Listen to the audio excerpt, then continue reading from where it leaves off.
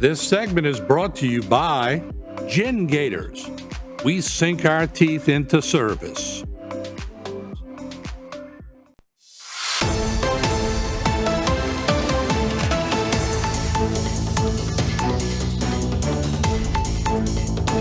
Welcome to Bayou Time. I'm Jacob DeGate, and I'm glad to have David Spencer of the St. Mary Parish Sheriff's Office now joining us via Zoom.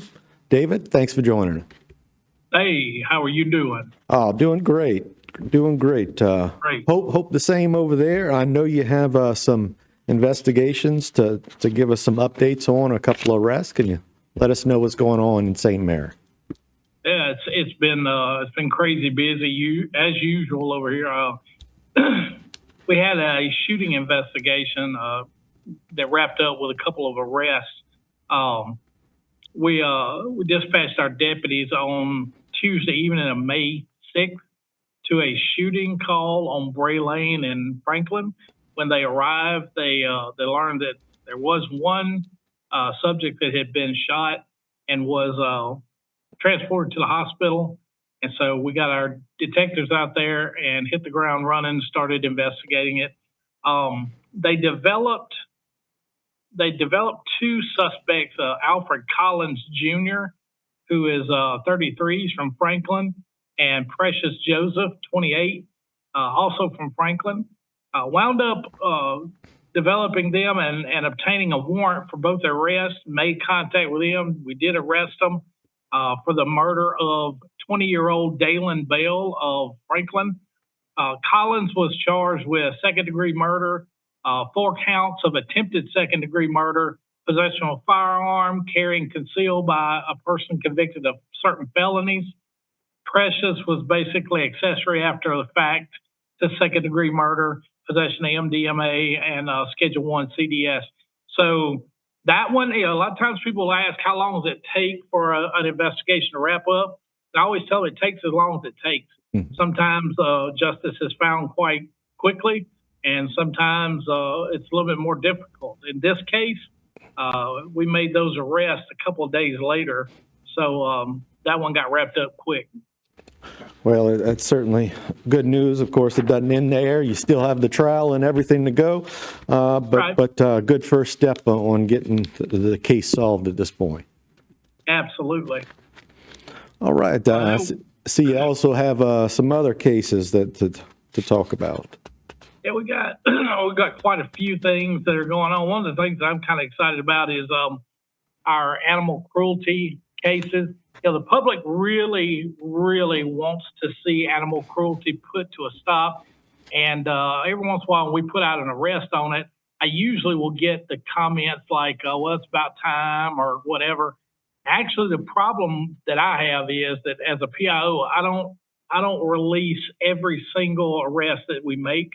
Mm-hmm. If they are released on a summons to appear in court.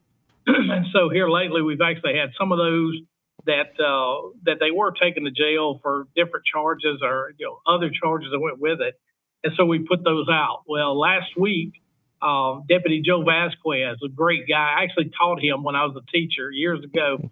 He went to an animal cruelty investigation training that was held up in Livingston Parish, and the Humane Society and a couple other organizations helped put that together. And the sheriff said, "Hey, we want to send somebody." And Deputy Joe, he volunteered for it. But that's a good resource for us that he can go up there, learn a little bit more about maybe some particular things involved with animal cruelty investigations and dogfighting rings and things.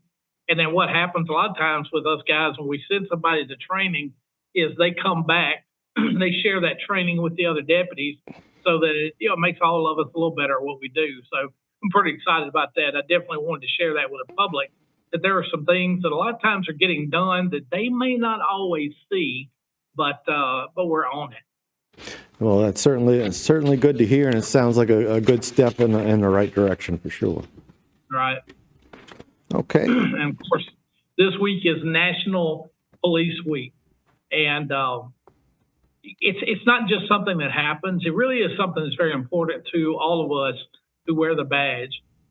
We've had people from our own agency that we've lost in the line of duty, and we've had friends from other agencies, and even in some cases family members of people that work here at the sheriff's office that we've lost in the line of duty.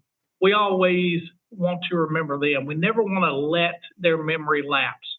And this actually factors into training for us, because a lot of times we'll tell the public, even though they may not understand it fully, but we will tell them, we train like life depends on it, because it does.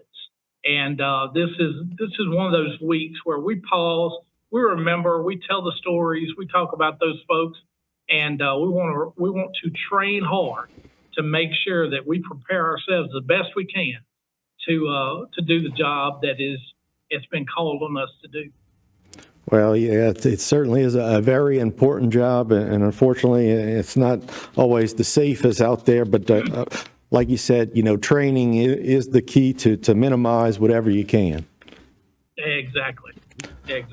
Well, certainly, we wish y'all the best of luck, continuing with the training, continuing doing the things that y'all need to do to keep everybody and their family safe. We certainly appreciate it, especially on this week, National Police Week.